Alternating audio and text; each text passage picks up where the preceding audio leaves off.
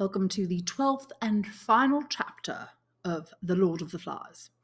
Chapter 12, Cry of the Hunters. Ralph lay in a covert, wondering about his wounds. The bruised flesh was inches in diameter over his right ribs, with a swollen and bloody scar where the spear had hit him. His hair was full of dirt and tapped like the tendrils of a creeper. All over he was scratched and bruised his flight through the forest. By the time his breathing was normal again, he had worked out that bathing these injuries would have to wait. How could you listen for naked feet if you were splashing in water? How could you be safe by the little stream or on the open beach?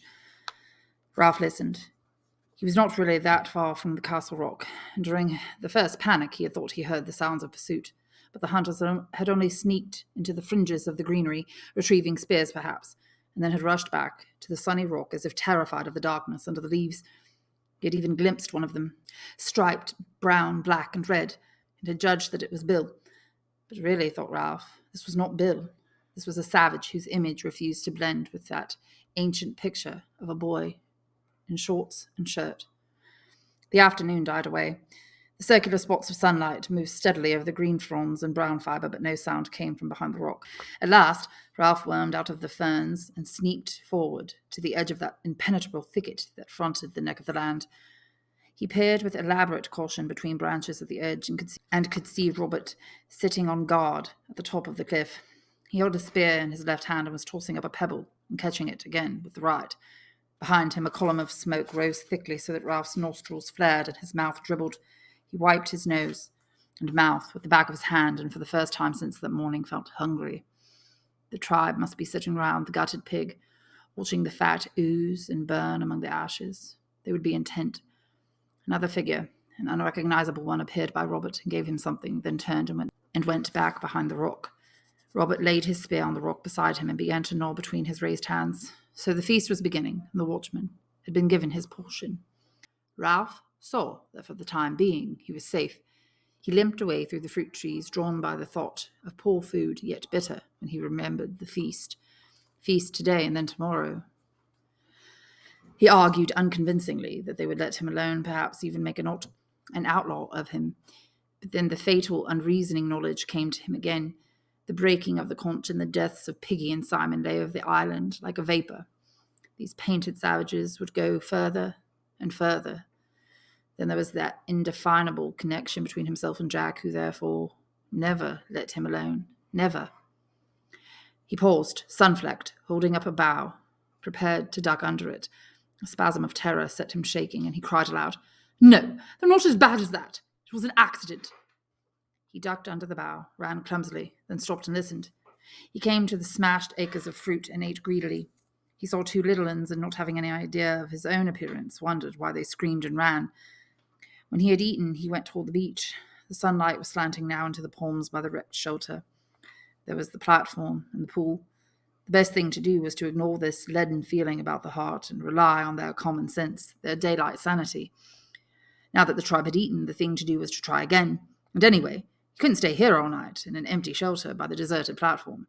His flesh crept, and he shivered in the evening sun. No fire, no smoke, no rescue. He turned and limped away through the forest toward Jack's end of the island. The slanting sticks of sunlight were lost among the branches. At length he came to a clearing in the forest where the rock prevented vegetation from growing. Now it was a pool of shadows. Ralph nearly flung himself behind a tree when he saw something standing in the centre, but then he saw that the white face was bone and that the pig's skull grinned at him from the top of a stick. He walked slowly into the middle of the clearing and looked steadily at the skull that gleamed as white as ever the conch had done. Seemed to jeer at him cynically. An inquisitive ant was busy in one of the eye sockets, but otherwise the thing was lifeless. Or was it? Little prickles of sensation ran up and down his back. He stood, the skull about on a level with his face, and held up his hair with two hands. The teeth grinned. The empty socket seemed to hold his gaze masterfully and without effort. What was it? The skull regarded Ralph like one who knows all the answers and won't tell. A sick fear and rage swept him. Fiercely, he hit out at the filthy thing in front of him that bobbed like a toy and came back, still grinning into his face so that he lashed and cried out in loathing. Then he was licking his bruised knuckles and looking at the bare stick, while the skull lay in two pieces, its grin now 6 feet across. He wrenched the quivering stick from the crack and held it as a spear between him and the white pieces. Then he backed away, keeping his face to the skull that lay grinning at the sky. When the green glow had gone from the horizon and the night was fully accomplished, Ralph came again to the thicket in front of the castle rock. Peeping through, he could see that the height was still occupied, and whoever was up there had a spear at the ready. He knelt among the shadows and felt his isolation bitterly. They were savages, it was true, but they were human, and the ambushing fears of the deep night were coming on. Ralph moaned faintly. Tired though he was, he could not relax and fall into a well of sleep for fear of the tribe. Might it not be possible to walk boldly to the fort, say, "I've got packs," laugh lightly and sleep among the others? Pretend they're still boys, schoolboys who had said, "Sir, yes, sir," and worn caps. Daylight might have answered yes, but darkness and the horrors of death said no. Lying there in the darkness, he knew he was an outcast. "'Cause I had some sense." He rubbed his cheek along his forearm, smelling the acrid scent of salt and sweat and the staleness of dirt. Over to the left, the waves of the ocean were breathing, sucking down, then boiling back over the rock. There were sounds coming from behind the castle rock. Listening carefully, detaching his mind from the swing of the sea, Ralph could make out a familiar rhythm. Kill the beast, cut his throat, spill his blood. The tribe was dancing. Somewhere on the other side of this rocky wall, there would be a dark circle, glowing fire and meat. They would be savoring food and the comfort of safety. A noise nearer at hand made him quiver. Savages were clambering up the castle rock, right up to the top, and he could hear voices. He sneaked forward a few yards and saw the shape at the top of the rock change and enlarge. There were only 2 boys on the island who moved or talked like that. Ralph put his head down on his forearms and accepted this new fact like a wound. Sam and Eric were part of the tribe now. They were guarding the castle rock against him. There was no chance of rescuing them and building up an outlaw tribe at the other end of the island. Sam and Eric were savages like the rest. Piggy was dead, and the conch smashed to powder. At length the guard climbed down. The 2 that remained seemed nothing more than the dark extension of the rock. A star appeared behind them and was momentarily eclipsed by some movement. Ralph edged forward, feeling his way over the uneven surface as though he were blind. There were miles of vague water at his right, and the restless ocean lay under his left hand as awful as the shaft of a pit. Every minute the water breathed round the death rock and flowered into a field of whiteness. Ralph crawled until he found the ledge of the entry in his grasp. The lookouts were immediately above him, and he could see the end of a spear projecting over the rock. He called very gently, "Sam and Eric!" There was no reply. To carry, he must speak louder, and this would rouse those striped and inimical creatures from their feasting by the fire. He set his teeth and started to climb, finding the holds by touch. The stick that had supported a skull hampered him, but he would not be parted from his only weapon. He was nearly level with the twins before he spoke again. "Sam and Eric!" He heard a cry and a flurry from the rock. The twins had grabbed each other and were gibbering. "It's me, Ralph!" Terrified that they would run and give alarm, he hauled himself up until his head and shoulders struck over the top. Far below his armpit, he saw the luminous flowering around the rock. "It's only me, Ralph!" At length they bent forward and peered into his face. "We thought it was. We didn't know what it was. We thought—" Memory of their new and shameful loyalty came to them. Eric was silent, but Sam tried to do his duty. "You've got to go, Ralph. You go away now." He wagged his spear and essayed fierceness.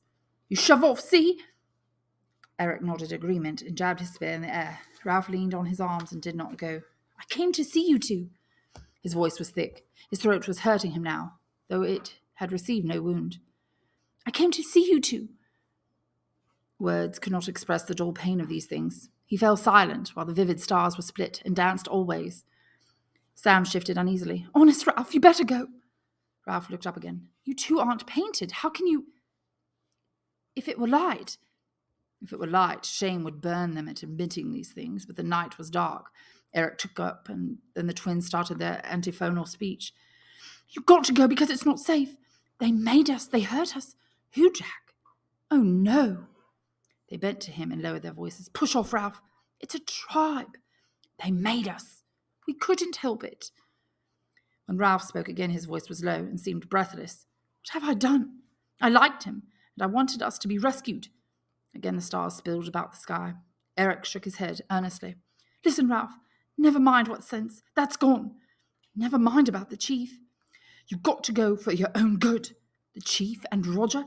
Yes, Roger. They hate you, Ralph. They're going to do you. They're going to hunt you tomorrow. But why? I don't know. And Ralph, Jack, the chief, says it'll be dangerous. And we've got to be careful and throw our spears like at a pig. We're going to spread out in a line across the island. We're going forward from this end until we find you. We've got to give signals like this. Eric raised his head and achieved a faint ululation by beating on his open mouth. Then he glanced behind him nervously. Like that. Only louder, of course. But I've done nothing, whispered Ralph urgently. I only wanted to keep up a fire. He paused for a moment, thinking miserably of the morrow. A matter of overwhelming importance occurred to him. What are you... He could not bring himself to be specific at first, but then fear and loneliness goaded him. When they find me, what are they going to do? The twins were silent. Beneath him, the death rock flowered again. What are they... Oh, God, I'm hungry. The towering rock seemed to sway under him. Well, what? The twins answered his question indirectly. You've got to go now, Ralph. For your own good. Keep away as far as you can. Won't you come with me, the three of us? We'd stand a chance. After a moment's silence, Sam spoke in a strangled voice. You don't know Roger. He's a terror. And the chief, they're both terrors. Only Roger. Both boys froze. Someone was climbing toward them from the tribe. He's coming to see if we're keeping watch. Quick, Ralph! As he prepared to let himself down the cliff, Ralph snatched at the last possible advantage to be wrung out of this meeting. I'll lie up close in that thicket down there, he whispered. So keep them away from it. They'll never think to look so close. The footsteps were still some distance away. Sam, I'm going to be all right, aren't I? The twins were silent again. Here, said Sam suddenly. Take this. Ralph felt a chunk of meat pushed against him and grabbed it. What are you going to do when you catch me?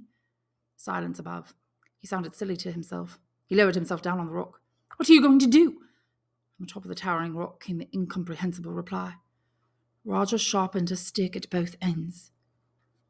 Roger sharpened a stick at both ends. Ralph tried to attach a meaning to this, but he could not. He used all the bad words he could think of, in a fit of temper that passed into yawning. How long could you go without sleep? He yearned for a bed and sheets, but the only whiteness here was the slow spilt milk, luminous round the rock 40 feet below where Piggy had fallen. Piggy was everywhere, was on this neck, and become terrible in darkness and death. If Piggy were to come back now out of the water with his empty head, Ralph whimpered and yawned like a little one. The stick in his hand became a crutch on which he reeled. Then he tensed again. There were voices raised on the top of the castle rock. Sam and Eric were arguing with someone, but the ferns and the grass were near. That was the place to be in, hidden, and next to the thicket that would serve for tomorrow's hideout. Here, and his hands touched grass, was a place to be in for the night, not far from the tribe, so that if the horrors of the supernatural emerged, one could at least mix with humans for the time being, even if it meant... What did it mean? A stick sharpened at both ends. What was there in that? They had thrown spears and missed all but one. Perhaps they would miss next time, too. He squatted down in the tall grass, remembering the meat that Sam had given him, and began to tear it ravenously. While he was eating, he heard fresh noises, cries of pain from Sam and Eric, cries of panic, angry voices. What did it mean? Someone besides himself was in trouble, for at least one of the twins was catching it. Then the voices passed away from the rock, and he ceased to think of them.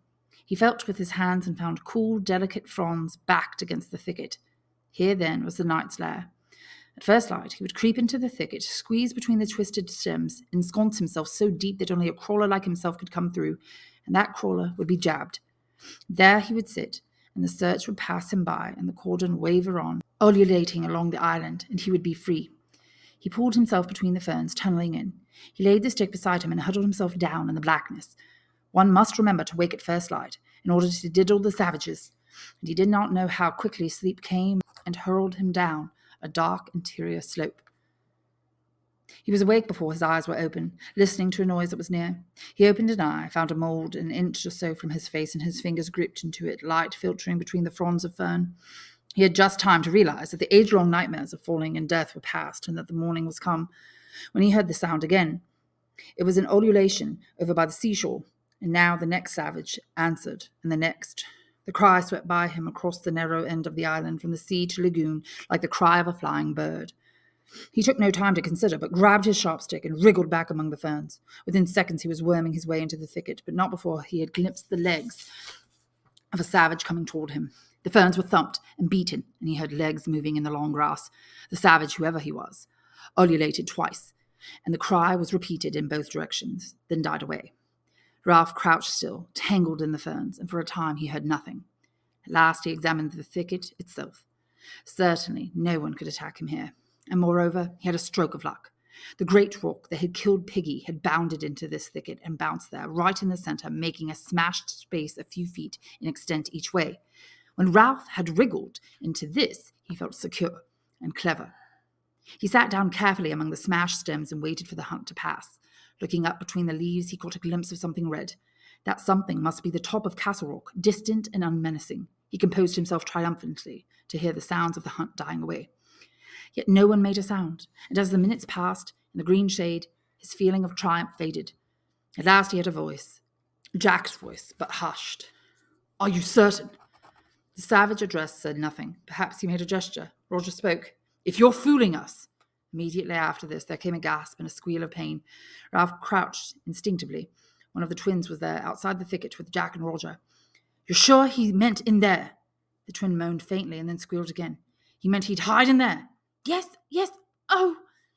Silver laughter scattered among the trees. So they knew. Ralph picked up his stick and prepared for battle. But what could they do? It would take them a week to break a path through the thicket, and anyone who had wormed his way in would be helpless.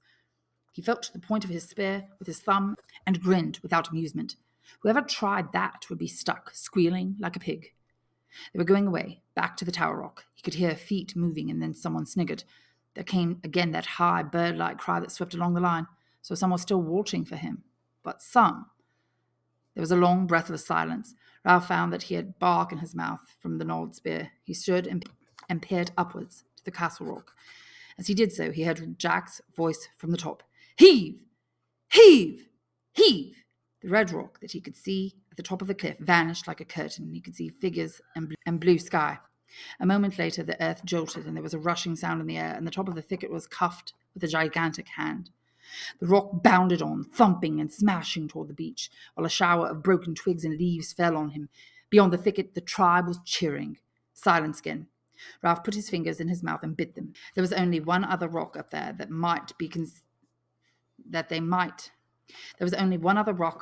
they might conceivably move. But that was half as big as a cottage, big as a car, a tank. He visualized its probable progress with the agonizing clearness that one would start slowly, drop from ledge to ledge, trundle across the neck like an outsized steamroller. Heave! Heave! Heave! Ralph put down his spear, then picked it up again. He pushed his hair back irritably, took 2 hasty steps across the little space, and then came back. He stood looking at the little broken ends of branches. Still silence. He caught sight of the rise and fall of his diaphragm and was surprised to see how quickly he was breathing. Just left of center, his heartbeats were visible. He put the spear down again. Heave! Heave! Heave! A shrill, prolonged cheer. Something boomed up on the red rock. Then the earth jumped and began to shake steadily, while the noise steadily increased. Ralph was shot into the air, thrown down, dashed against branches. At his right hand, only a few feet away, a whole thicket bent, and the roots screamed as they came out of the earth together. He saw something red turned over, slowly as a mule will. When the red thing was past, and the elephantine progress diminished toward the sea, Ralph knelt on the ploughed-up soil and waited for the earth to come back. Presently, the white, broken stumps, the split sticks, and the tangle of the thicket refocused. There was a kind of heavy feeling in his body where he had watched his own pulse. Silence again. Yet not entirely so. They were whispering out there, and suddenly the branches were shaken furiously at 2 places on his right. The pointed end of a stick appeared. In panic, Ralph thrust his own stick through the crack and struck with all his might. Ah! His spear twisted a little in his hands, and then he withdrew it again. Ooh! Someone was moaning outside, and a babble of voices rose. A fierce argument was going on, and the wounded savage kept groaning. Then, when there was silence, a single voice spoke, and Ralph decided that it was not Jack's. "See, I told you, he's dangerous," the wounded savage moaned again. What else? What next? Ralph fastened his hands around the chewed spear, and his hair fell. Someone was muttering, only a few yards away toward the Castle Rock. He heard a savage say, "No!" in a shocked voice, and then there was suppressed laughter. He squatted back on his heels and showed his teeth at the wall of branches. He raised his spear, snarled a little, and waited. Once more the invisible group sniggered. He heard a curious trickling sound, and then a louder crepitation, as if someone were unwrapping great sheets of cellophane. As a stick snapped, and he stifled a cough. Smoke was seeping through the branches in white and yellow wisps. The patch of blue sky overhead turned to the colour of a storm cloud, and then the smoke billowed round him. Someone laughed excitedly, and a voice shouted, "Smoke!" He wormed his way through the thicket toward the forest, keeping as far as possible beneath the smoke. Presently, he saw an open space in the green leaves of the edge of the thicket. A smallish savage was standing between him and the rest of the forest, a savage striped red and white and carrying a spear. He was coughing and smearing the paint about his eyes with the back of his hand, and he tried to see through the increasing smoke. Ralph launched himself like a cat, stabbed, snarling, with the spear, and the savage doubled up. There was a shout from beyond the thicket, and then Ralph was running with the swiftness of fear through the undergrowth. He came to a pig run, followed it for perhaps 100 yards, and then swerved off. Behind him, the ululation swept across the island once more, and a single voice shouted 3 times. He guessed that it was the signal to advance and sped away again, till his chest was like fire. Then he flung himself down under the bush and waited for a moment till his breathing steadied. He passed his tongue tentatively over his lips and teeth and heard far off the ululation of the pursuers. There were many things he could do. He could climb a tree, but that was putting all his eggs in a basket. If he were detected, he had nothing more difficult to do than wait. If only one had time to think. Another double cry at the same distance gave him a clue as to their plan. Any savage balked in the forest would utter the double shout and hold up the line till he was free again. That way they might hope to keep the cordon unbroken right across the island. Ralph thought of the ball that had broken through them with such ease. If necessary, when the chase came too close, he could charge the cordon while it was still thin, burst through, and run back. But run where? The cordon would turn and sweep again. Sooner or later he would have to sleep or eat, and then he would waken with his hands clawing at him, and the hunt would become a running down. What was to be done then? The tree? Burst the line like a ball? Either way, the choice was terrible. A single cry quickened his heartbeat, and leaping up, he dashed away towards his ocean side and the thick jungle till he hung up among the creepers. He stayed there for a moment with his calves quivering. If only one could have a long pause, a time to think. And there again, shrill and inevitable, was the ululation sweeping across the island. At that sound, he shied like a horse among the creepers and ran once more till he was panting. He flung himself down by some ferns, the tree or the charge. He mastered his breathing for a moment, wiped his mouth, told himself to be calm. Sam and Eric were somewhere in that line and hating it, or were they? And supposing instead of them he met the chief or Roger, who carried death in his hands. Ralph pushed back his tangled hair and wiped the sweat out of his best eye. He spoke aloud. Think! What was the sensible thing to do? There was no piggy to talk sense. There was no solemn assembly for debate, nor dignity of the conch. Think! Most. He was beginning to dread the curtain that might waver in his brain, blacking out the sense of danger, making a simpleton of him. A third idea would be to hide so well that the advancing line would pass without discovering him. He jerked his head off the ground and listened. There was another noise to attend to now, a deep grumbling noise, as though the forest itself were angry with him, a sombre noise, across which the ululations were scribbled excruciatingly as on slate. He knew he had heard it before somewhere, but he had no time to remember. Break the line. A tree. Hide and let them pass. A nearer cry stood him on his feet, and immediately he was away again, running fast among thorns and brambles. Suddenly he blundered into the open, found himself again in that open space, and there was the fathom-wide grin of the skull, no longer ridiculing a deep blue patch of sky, but jeering up into a blanket of smoke. Then Ralph was running beneath trees with the grumble of the forest explained. They had smoked him out and set the island on fire. Hide was better than a tree, because you had a chance of breaking the line if you were discovered. Hide, then. He wondered if a pig would agree, and grimaced at nothing. Find the deepest thicket, the darkest hole on the island, and creep in. Now, as he ran, he peered about him. Bars and splashes of sunlight flitted over him and made glistening streaks on his dirty body. The cries were far now, and faint. At last he found what seemed to him the right place, though the decision was desperate. Here, bushes and a wild tangle of creeper made a mat that kept out all the light of the sun. Beneath it was a space perhaps a foot high, though it was pierced everywhere by parallel and rising stems. If you wormed into the middle of that, you would be 5 yards from the edge and hidden unless the savage chose to lie down and look for you, and even then you would be in darkness, and if the worst happened and he saw you, you had a chance to burst out at him, fling the whole line out, step, and double back. Cautiously, his stick trailing behind him, Ralph wormed between the rising stems. When he reached the middle of the mat, he lay and listened. The fire was a big one, and the drum roll that he had thought was left so far behind was nearer. Couldn't a fire outrun a galloping horse? He could see the sun-splashed ground over an area of perhaps 50 yards from where he lay, and as he watched, the sunlight in every patch blinked at him. This was so like the curtain that flapped in his brain for a moment, and he thought that the blinking was inside him. But then the patches blinked more rapidly, dulled and went out, so that when he saw that, a great heaviness of smoke lay between the island and the sun. If anyone peered under the bushes and chanced to glimpse human flesh, it might be Sam and Eric, who would pretend not to see anything and say nothing. He laid his cheek against the chocolate-colored earth, licked his dry lips, and closed his eyes. Under the thicket, the earth was vibrating very slightly, or perhaps there was a sound beneath the obvious thunder of the fire and the scribbled ululations that was too low to hear. Someone cried out. Ralph jerked his cheek off the earth and looked into the dulled light. They must be near now, he thought, and his chest began to thump. Hide, break the line, climb a tree. Which was the best after all? The trouble was, you only had one chance.